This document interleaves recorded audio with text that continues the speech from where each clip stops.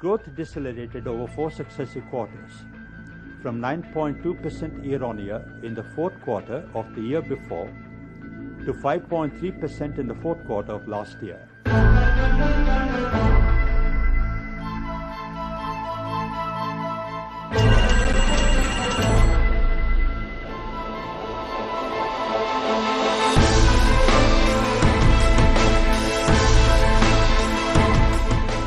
6-7 years ago, if China was mentioned 3 times, India would be mentioned once.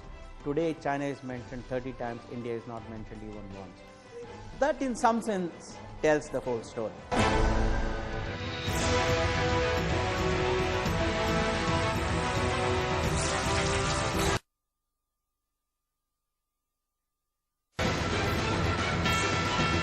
Very fixated on this issue. It's extremely important that we can say that the economy has hit the bottom and is now beginning to move back. You know, in order to reach 6%, we would need to grow in the next 6 months 6.5%.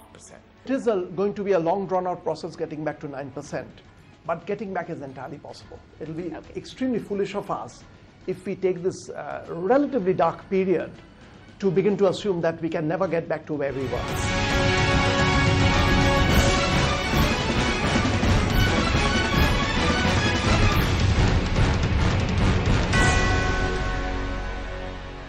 Hello and welcome to this year-end special show of We Mean Business. 2012, a year when India suffered the worst slowdown in a decade.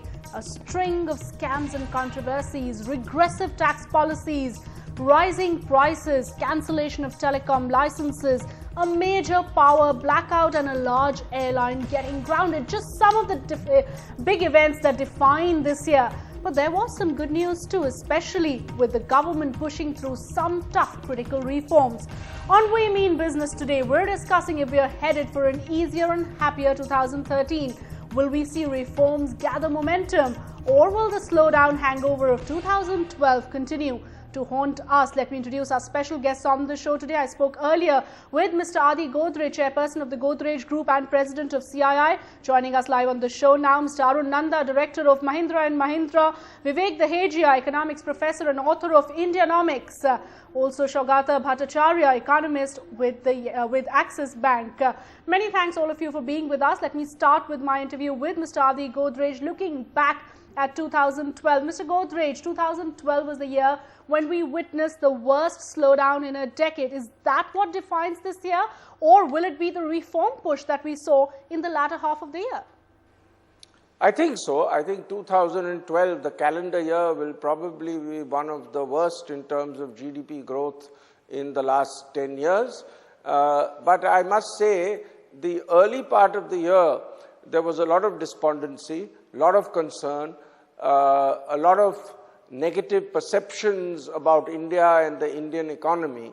But the last 3 months, 3 or 4 months of 2012, there was a major change in perception, a major change in the government's determination to take reform forward, a major change in terms of new ideas, legislations passed, reform programs announced. I think the appointment of a CCI is very important. I think it will take things forward. So I look upon the last 3 or 4 months of 2012 as a major game changer, which will probably end up getting the country into a high growth path in the next financial year and thereafter. All right, so Mr. Godrej, let's try and first assess what went wrong in the first half of the year. Was it complacency on part of the government or some of those tax changes in the budget that were real dampeners? Well, I would say in the first 8 months, 2 things stand out. One is the lack of any new reform measures whatsoever, whether executive or through the legislature. And the second one would be the retrospective amendments and the GAR provisions announced in the budget. I think that created an extremely negative perception of our country, especially outside the country, but also within the country. All right, Mr. Godrej, in terms of the positives that we saw in the year, what tops your list? The government's ability perhaps to pass tough reforms like FDI and multi-brand retail? I think with great determination to ensure that they wouldn't let the differences of opinion within the UPA come in the way of reform. They took bold stands politically on that, and announcing reforms and getting the FDI and multi-brand retail passed through Parliament. I think it's not as much as the fact that the FDI and multi-brand retail was passed, but I thought management of the floor in Parliament was refreshing, and it's good to see that the government is determined to get the bills passed. And the year also seems to be ending with some optimism, at least the winter session of Parliament, like you mentioned, turning out to be much better than expected? By and large, yes. Of course, there were some days where the House didn't work because of disturbances, but it was much better than earlier sessions. And I'm very glad that the floor management of both the government and the opposition has improved, and I'd like to compliment Parliament in getting several bills passed. Mr. Godrej, when we look ahead to 2013, any downside risks that come to your mind in terms of growth? Any risks that you would like to point out? No, I don't think there are very many downside risks in 2013 unless we mess up very badly. Of course, any country or any company can mess up very badly. I think the horizon is very clear. I think I also feel the global economy will improve in 2013 over 2012, and we have many reforms, especially the goods and services tax, which could make 2013 a stellar year. So would you not cite the political situation as one of the major risks? I mean, the fact that all eyes are now already on 2014, this may mean that reforms may perhaps take a backseat and we'll see more populist measures coming our way. I don't agree with you there. I think the political compulsions will be towards reform.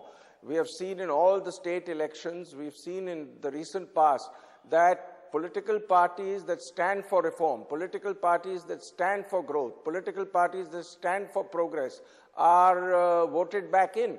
So it's not the old tale that everything recedes at the time of election. I think the reform program would go forward, and I feel that is the way the UPA will try and win the election.